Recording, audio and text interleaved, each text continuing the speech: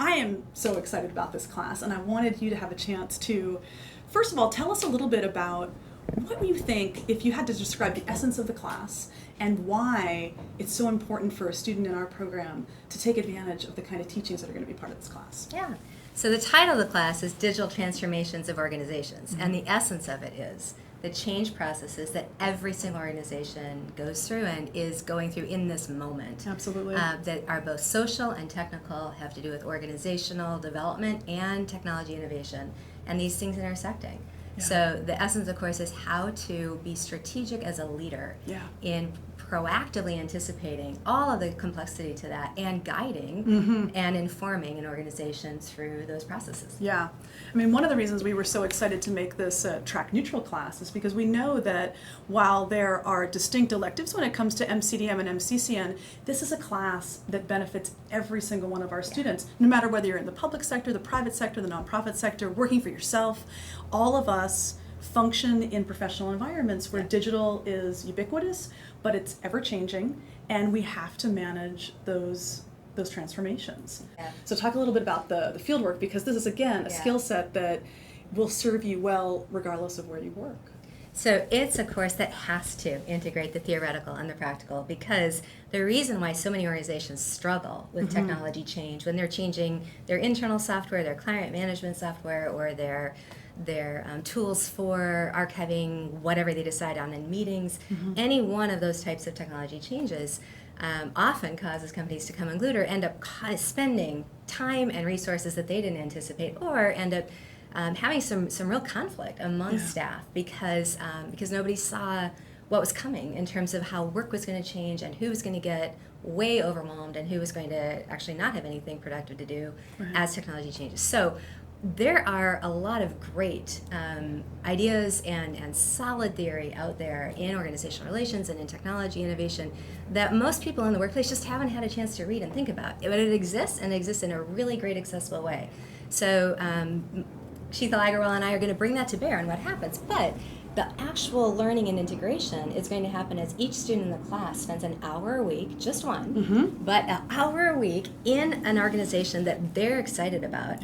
To find out how these changes happen on the ground, because every organization has a unique story and has a unique way in which the needs of your organization are being met or not met by current technologies, and the ways in which technology change is being imagined. So there's no way a course like this could be taught entirely from books. Right. It has to involve students in the class talking regularly with business and private sector and non-private sector nonprofit leaders about what's going on in their organization. Yeah. So that's why we've reduced the amount of class time from 4 hours to 3. That's right. And added an hour for every student to have a relationship with one organization. Could be here on campus, could be the library around the corner, could be any organization that's at least 5 years old and has 10 staff. That's right. Because if they're 5 years old and have 10 staff, they have gone through a technology change. Yes. Or are going through it right now. Yeah.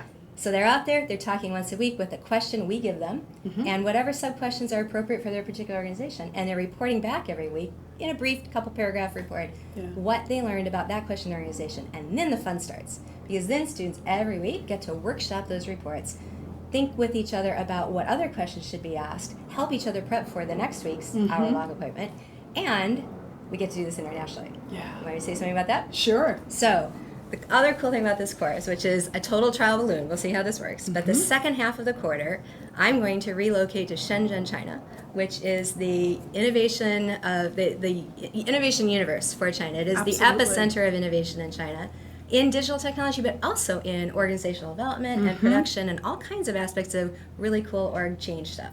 And in Shenzhen, I'm going to be teaching a course with a whole bunch of students who are a lot like Comm Lead students, except they're primarily from around China. But they are coming to this course from lots of different kinds of media and technology industries, and they will be spending the same hour a week in organizations right there in Shenzhen asking the same questions.